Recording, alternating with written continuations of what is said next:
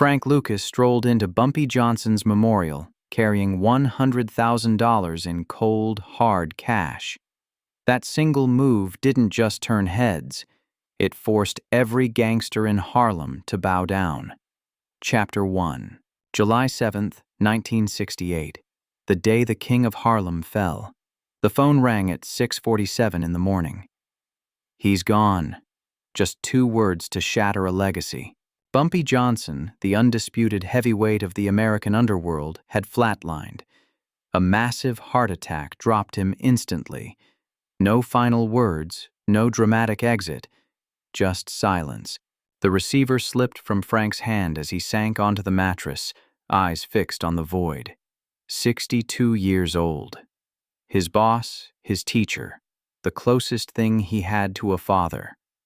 For 15 years, Bumpy was the center of his universe. He schooled Frank on the hustle, how to navigate the streets, outsmart the competition, and stay alive in a society designed to lock him up or put him in the ground. Now, the throne was empty. Eva's hand grazed his shoulder, her voice soft. "Baby, what happened?" "Bumpy's dead." She gasped, hand flying to her mouth. "Oh God, Frank, I'm so sorry." But her words barely registered. Frank was already 5 moves ahead, his brain clicking into overdrive. He saw the board clearly, realizing a truth the rest of Harlem hadn't even begun to process. When a monarch falls, the wolves come for the crown. And Bumpy's empire? It was a gold mine generating $50 million annually in smack, numbers, and protection rackets. That funeral would be a shark tank. Every crime boss in New York, Italians, Irish, Chinese triads would be there, circling the waters, desperate to see who'd claim the keys to the city now that the gatekeeper was gone. They all figured it was a done deal. They expected a made man, someone with deep pockets, an army of soldiers, and the right complexion to step in. Frank Lucas wasn't even a blip on their radar. To them, he was just the help, the chauffeur, the gopher, the guy who fetched coffee and held the umbrella. 0 respect, 0 threat level. But the script was about to flip.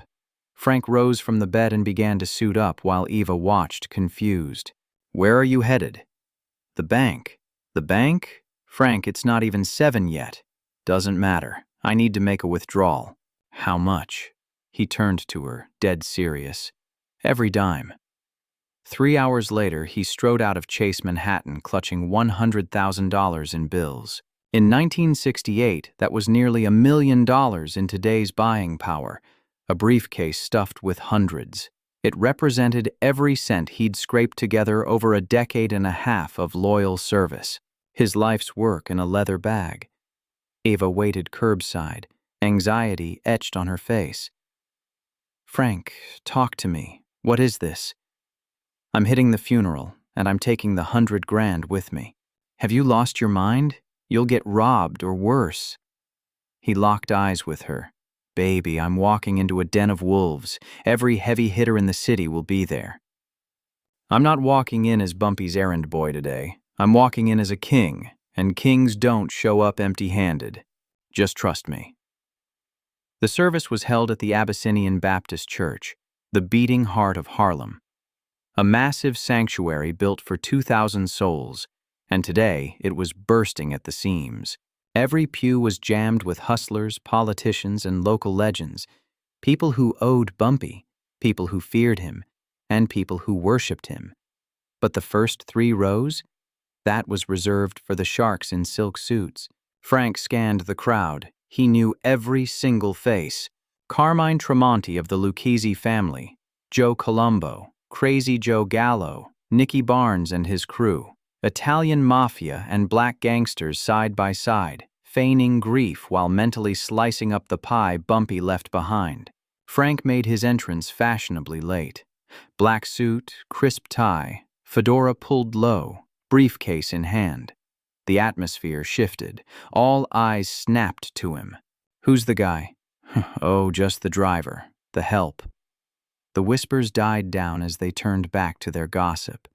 But Frank didn't head for a seat. He marched right down the center aisle, straight to the open casket. He dropped the case and popped the latches. If this story has you hooked, smash that subscribe button, because you won't believe what happens next. I guarantee you, this isn't in the history books. Frank reached in and grabbed a brick of hundreds, 10 grand right there. He laid it gently on Bumpy's chest. A hush swept over the room. Confusion rippled through the pews. Then came the second stack, another 10 grand, then a third, a fourth. He kept them coming. 10 bricks. $100,000 in cold cash piled high on the corpse of the Godfather. The church went dead silent. Not a muscle moved, not a breath was drawn. The nobody driver had just buried a fortune with a dead man in front of 2,000 witnesses. Then came the power move. Frank pivoted, staring down the entire congregation, every boss, every hitman, every rival. And he opened his mouth. "I'm Frank Lucas. I stood by Bumpy Johnson for 15 years. He taught me a lot, but one lesson stood out. Frank, in this game, you're either a somebody or you're a ghost, and the only way to prove you exist, you have to make them see you." Frank swept his hand toward the cash-laden coffin. Bumpy Johnson was a somebody, the biggest Harlem ever produced. When a legend falls, you don't bury him like a pauper. You send him off like a pharaoh. So I'm sending my king out with $100,000 to smooth the road, because he earned it. That is what respect looks like. The silence was deafening. Frank pressed on. "I know what's in your heads. You're wondering who holds the keys now? Who takes the wheel? You think the crown is up for grabs." He pointed a finger at the made men in the front row. "You think the Italians are going to walk in here and take over? You think you can just inherit what Bumpy built?" He swung his finger toward Nicky Barnes. "Or maybe you think it's your turn. You all think you're next in line." Frank shook his head slowly. "You're wrong. Bumpy didn't leave this city to you. He left it to me." The room exploded. Chairs scraped, voices raised. Nicky Barnes shot up. You're a nobody. You're the help." Frank didn't blink. "I was the driver. Now, I'm the king. And here's the proof. I just dropped 100 grand in a box for a dead man. Not a single one of you has the guts or the cash to match that. None of you have that kind of liquidity to burn. None of you respected him enough to pay the toll." He locked eyes with Tremonti. "You Italians have been bleeding Harlem dry for 50 years, taking your 20% off the top, treating us like field hands. That ends now. As of this second, Harlem belongs to Harlem. You want to move product here? You see me, you ask me, you pay me." Tremonti's face turned crimson. "You got some stones, kid. I put 100 grand in that box that says I've got more than stones. I've got respect, I've got loyalty, and I've got a vision." Frank turned his gaze back to Nicky Barnes. "As for you, you've been circling like a vulture, waiting for Bumpy to drop just so you could snatch the crown, but you lack the guts. You're obsessed with the spotlight, the fame. You want your name in lights? That's a one-way ticket to the morgue or a cell. Me? I'm playing a different game. I'm moving in silence. I'm playing for keeps and I'm playing for profit. 5 years down the line, when I'm raking in $1 million a day, you'll be kicking yourself for not showing me some respect right now." Pandemonium erupted inside the sanctuary. Shouting matches, mobsters posturing, total anarchy. Frank Lucas? He didn't flinch. The battle was already over. He had strolled into a den of vipers, snatched the crown everyone said was out of his league, and slammed down $100,000 in cold, hard cash to seal the deal. Frank cast one last look at the coffin. "Sleep well, boss. I'm about to make you a legend. I'm taking your playbook and rewriting the rules. I'm building a dynasty so massive that 50 years from now, the name Frank Lucas will still ring bells." With that, he turned on his heel and marched out. All eyes drilled into him, every heavy hitter in the room doing the math. Take him out or fall in line. If your jaw is on the floor, hit that like button, because this is just the opening move in the wildest takeover in underworld history. Chapter 2. The Fallout. Frank stepped out of Abyssinian Baptist and slid into the passenger seat. His hands weren't trembling from terror, but from the rush. He had just pulled off the impossible. He laid claim to the throne in front of 2,000 witnesses, buried a fortune to prove a point, and stared down the Italian mob without blinking. Ava gripped the wheel, eyes wide as saucers. "Frank, have you lost your mind? What was that?" "That," Frank exhaled, "was me becoming the king of Harlem.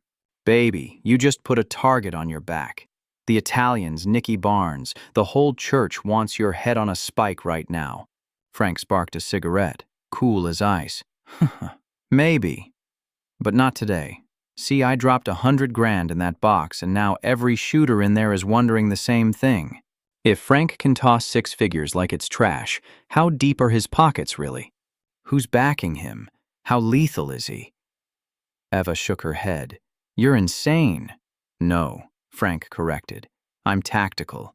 Bumpy taught me. Make a move so wild they can't tell if you're a fool or a mastermind. And while they're paralyzed by confusion, you solidify your grip. And if they decide you're just stupid, then I'm a dead man. But at least I go out as a boss, not just the guy who drove Bumpy around."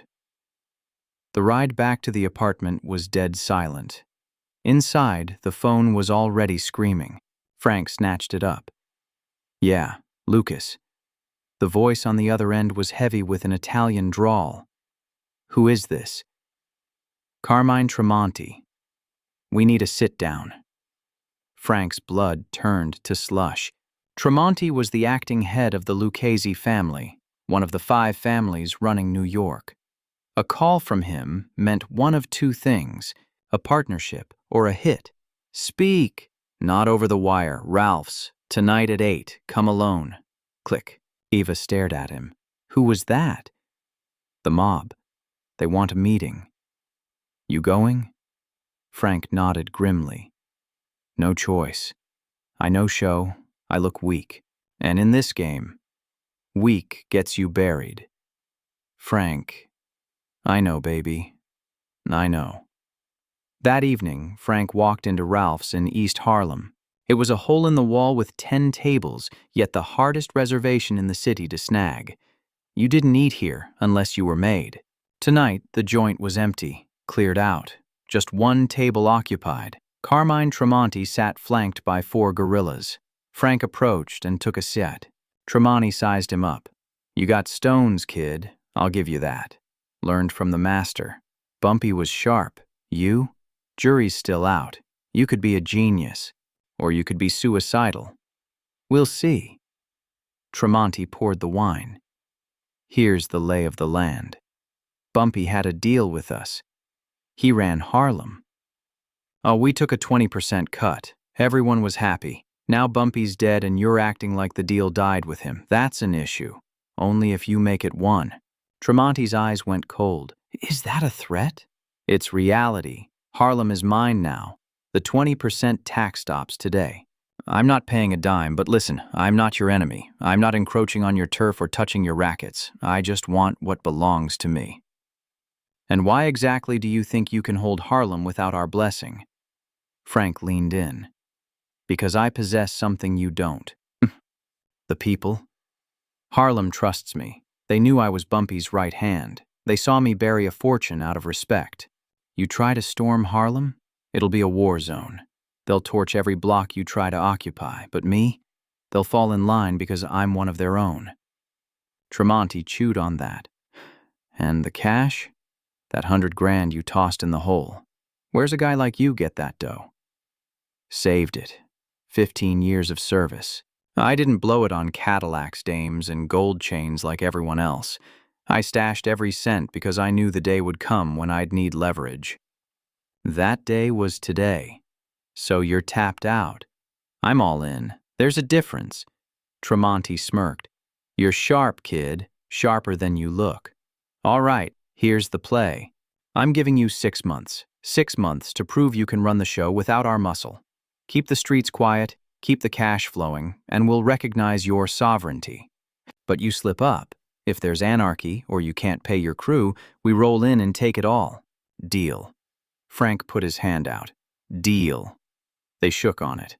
Frank Lucas had just bought himself a truce with the devil. But 6 months is a heartbeat in this life, and the Italians were banking on his collapse. They assumed without Bumpy, Frank was hollow. They were dead wrong. Drop a comment right now if you think Frank survives the year, because what happens in these next 6 months rewrites the book on organized crime. Chapter 3. The Rise. Frank walked out of Ralph's alive. That was step 1. Step 2 was the nightmare. Seizing the Harlem drug trade without ending up in a casket or a cage.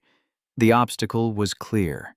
The streets thought Frank was a punchline. For 15 years, he was just Bumpy's silhouette, the guy opening doors and hauling luggage.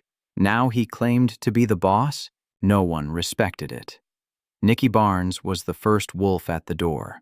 3 days post-funeral, Barnes strolled into Frank's spot on 145th and told the crew there was a new sheriff in town. Word on the street was Frank was washed up. They said the heavy hitters were moving in to scrap him. But Frank?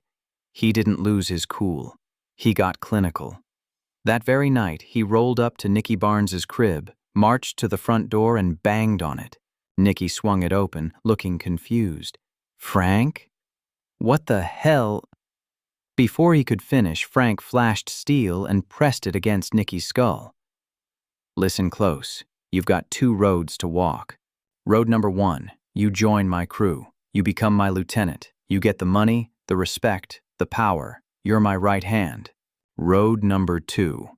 I squeeze this trigger right now, and every hustler in Harlem learns exactly what happens when you cross Frank Lucas. Nicky's eyes bulged. You're bluffing. Am I? I just buried $100,000 with a corpse. You really think I'd hesitate to put a bullet in a live one? Nicky froze, his mind racing, staring deep into Frank's eyes, searching for a trace of fear. Frank cocked the hammer. The click echoed like a gunshot in the hallway. Choose. Okay, damn it, I'm in. Frank lowered the weapon. Smart move. See, here's the thing you don't get, Nicky. I don't care about the fame. I don't need my name ringing out on the corners. I want the cash. But you? You crave the spotlight. So here's the play. You become the face, the star, Mr. Untouchable, and me, I'm just a ghost, the supplier, the man in the shadows. You take the credit, I take the profit. Everybody eats. Nicky nodded, the idea settling in. Yeah, that could work. I've got the flash, you've got the brains. Exactly. Together, we own this city. That single handshake shifted the entire landscape. Nicky Barnes stepped into the light as Frank's frontman. He became the gangster everyone feared, the legend everyone gossiped about. Meanwhile, Frank Lucas operated in a vacuum of silence. No one knew the source of the product, no one knew the logistics, no one had a clue how much cash Frank was stacking. And that was the blueprint. But there was still a snag. The product he was buying from the mob was overpriced trash. The Italians were grabbing it from the Corsican Mafia in France, stepping on it and flipping it to Harlem dealers at a massive markup. Frank was shelling out $50,000 a key for junk that was barely 10% pure. By the time it hit the block, it had been cut so many times it was practically baby powder. Frank needed a revolution, so he did something unprecedented in the American drug game. He cut out the middleman entirely. In 1969, Frank hopped a flight to Bangkok, then headed straight into the jungle of Vietnam, the Golden Triangle, the opium capital of the world. He sat down with the warlords, Chinese, Thai, it didn't matter. He bypassed the Italians, the Corsicans, the whole supply chain. And he closed the deal of a lifetime. Direct access to the source. High-grade, 95% pure heroin for $4,000 a kilo. A fraction of the $50,000 he was paying back home. But getting it to the States required a stroke of dark genius. He decided to smuggle the load in the coffins of fallen American soldiers returning from the war. It was the perfect cover. The military never inspected the caskets. They were solemn, sacred, off-limits. A few bribes to the right sergeants, and Frank had an untouchable pipeline. When that first load touched down in New York, he branded it Blue Magic. Why? Because of the tint, and because, frankly, the quality was supernatural. We're talking 95% purity against the mob's pathetic 10%. Frank could stomp on his product 9 times over, and it would still kick harder than anything else on the street. And since he owned the supply chain, he could undercut the competition and still rake in 10 times the profit. 6 months later, Frank Lucas held the keys to 80% of the Harlem market. He was pulling in $1 million a day, a payroll of 250 employees. He bought up real estate, laundromats, luxury rides. He wasn't just rich, he was wealthier than the mob families he used to serve. The Italians were baffled. Carmine Tramunti summoned Frank to a sit-down at Ralph's. How? How are you pulling this off? Pulling what off? Generating this kind of wealth. Moving this volume. We've run this city for 50 years and we can't crack your code. Frank just smirked. That's because you think like mobsters. I think like a CEO. You want the secret? No partners, only employees. Everyone answers to me. No points on the package, no seat at the table, just a salary. That way nobody gets ambitious, nobody stages a coup. I'm the only one with the keys to the kingdom. Tramunti nodded, impressed.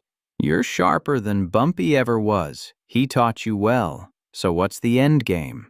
You moving on Brooklyn? Queens? Nah, I'm staying put in Harlem. I'll stack my paper and stay low. I'm not trying to be John Gotti. Fame gets you life without parole. Rich gets you freedom. There's a difference. Tramunti respected the hustle, but Frank knew the real score. He wasn't staying small out of humility. It was pure survival strategy. Expansion brings heat, and heat brings handcuffs or a hearse. Frank just wanted to secure the bag and vanish. He'd seen Bumpy Johnson die penniless. He'd seen the old guard rot in cells. Frank swore his story would end differently. Smash that subscribe button if you want to see the fall of an empire, because Frank is about to slip up. One mistake is all it takes. Chapter 4. The Fatal Error. For a solid 5 years, Frank was a phantom. From 1969 to 1974, the man cleared over $100 million. He owned half of Harlem, stash houses in Jersey, a fleet of exotics, living like a king but moving like a ghost. The feds knew the name, but they couldn't trace the product. They surveilled the Italians, the Corsicans, the docks. Zero. Frank's pipeline was invisible, and that was his armor. Then came the slip. March 8, 1971. The fight of the century. Ali versus Frazier at the Garden. The biggest ticket in sports history. The entire world was watching. Every star, every hustler, every politician packed the arena. Frank grabbed a ringside seat, but he made a choice that night that would cost him his soul. He threw on a chinchilla coat. A $50,000 chinchilla coat. Floor-length, fur, loud as hell. A coat that screamed, "Look at me. I've got more money than God." Frank sat there with his wife, beaming, soaking in the limelight. But across the ring, a detective named Richie Roberts was scanning the crowd. Roberts worked Essex County, and he was hungry. He hunted drug lords for a living, and he'd heard the whispers about a guy named Frank for 2 years. But nobody could put a face to the name. Until now. The origin of his fortune was a mystery to everyone. Everyone except Richie. And the second he spotted Frank Lucas ringside, draped in a $50,000 chinchilla, his hunch turned into certainty. That fur wasn't just fashion. It was a confession. You don't stack that kind of paper working a 9 to 5. Rocking a $50,000 jacket to a fight? That screams kingpin. By sunrise, Richie was on the hunt, shadowing his movements, eyeing his lieutenants, tracking every dime. It was a slow burn, but brick by brick, Roberts was constructing an ironclad trap. The cat-and-mouse game dragged on for 4 years. Then, in 1975, the hammer finally dropped. Roberts and the feds kicked down the doors of Lucas's Teaneck Fortress in New Jersey. The haul was massive. $584,000 in street cash, narcotics, and the books that proved it all. Lucas was in cuffs, staring down a life sentence. Sitting in that cage, the realization hit him like a truck. Bumpy was right all along. Frank, the second you start showing off, you're signing your own death warrant. Keep your head down, stay in the shadows. The quiet ones survive. The loud ones get buried. For 5 years, he moved like a phantom, stacking $100 million and ruling the underworld. Then came the boxing match and that damn coat. One split second of ego and the whole empire crumbled. But the story didn't end behind bars. Lucas had an ace up his sleeve. He reached out to the very man who put him there. "Richie, we need to talk. I'm ready to cut a deal." "What are you offering?" Richie asked. Frank didn't blink. The whole playbook. The Italians, the crooked badges, the pipeline, everything. "I hand you the keys to the city, but I need something in return. I want a sentence reduction." Richie paused, weighing the scales. "How big is the net?" Frank's answer was chilling. Over 100 names. Dirty cops, mobsters, the works. "I'm handing you the biggest cleanup job in New York history." Richie took the bait. Frank Lucas turned state's evidence, ratting out the families, the corrupt detectives, and even the guys behind the French connection. When Frank sang, the city shook. His words led to more than 100 arrests, stripping badges off dozens of officers. The Special Investigations Unit, the dirtiest division in the entire force, didn't just take a hit, it was obliterated. Frank's intel wiped them off the map. The judge initially hammered him with 70 years, but thanks to his snitching, that slash dropped to 15. He did 7 years hard time and walked free in 1981. But the streets he returned to weren't the ones he left. The game had evolved, bloodier, messier, with no code. The crack era was just firing up. Frank Lucas was a dinosaur in this new world. He tried to walk the straight and narrow, mentoring at-risk youth and warning them to steer clear of his path. In 2007, Hollywood immortalized him with American Gangster, putting Denzel Washington in his shoes. The real Frank Lucas made it to 88, passing away in his sleep in 2019. So, was he a savior or a scourge? The truth is messy, it's both. He flooded neighborhoods with poison and destroyed countless families. But he also demonstrated something undeniable. He showed the world that a black man from rural North Carolina, starting with zero, could outmaneuver the mob, construct a dynasty, and rewrite the rules of engagement. Bumpy Johnson's burial was the turning point where Frank stepped out of the shadows. And that 100 grand he tossed into the grave? That wasn't just a tribute. It was a down payment on a legacy. 50 years on, the streets still whisper about the day he strolled into that church with a briefcase, bought his way into history, and seized a crown no one thought he could wear. Drop a comment below and tell me, was Frank Lucas a criminal mastermind? Or was that fur coat proof that he was just another thug with an ego problem? That's the debate that never dies. In an interview, Lucas once laid it out. "Bumpy taught me you can't be a part-time gangster. You're all in or you're out. I went all in. And yeah, the bill eventually came due. But for a minute there, I was somebody. I was the king." Even if the reign only lasted 5 years, that's the lesson Frank left us about power. True influence doesn't scream, it whispers. The second you feel the need to broadcast your strength, you've already handed over the advantage. Frank played the quiet game for 5 years and stacked more cash than any criminal in American history. Then he got loud, and it all evaporated. But there's a twist to this story. That $100,000 in Bumpy's coffin? Frank never looked back on it. Years later, sitting in a cell, someone asked, "Don't you wish you kept that stack? Could have paid for a dream team of lawyers or helped your family." Frank just shook his head. "Nah, that cash bought me something a lawyer can't give you. It bought me respect. It bought me a name. It bought me the throne. For 5 glorious years, I ran Harlem, and there isn't a price tag in the world big enough for that feeling." Smash that like button if this story hit home about the true cost of power and respect, because that is the real legacy of Frank Lucas. It wasn't about the dope or the cash. It was about the glory and the toll it took. Hit subscribe right now for more untold tales of the renegades who changed history by breaking every rule in the book. Frank Lucas didn't just cross the line, he redrew it completely. Rest in power, Frank Lucas.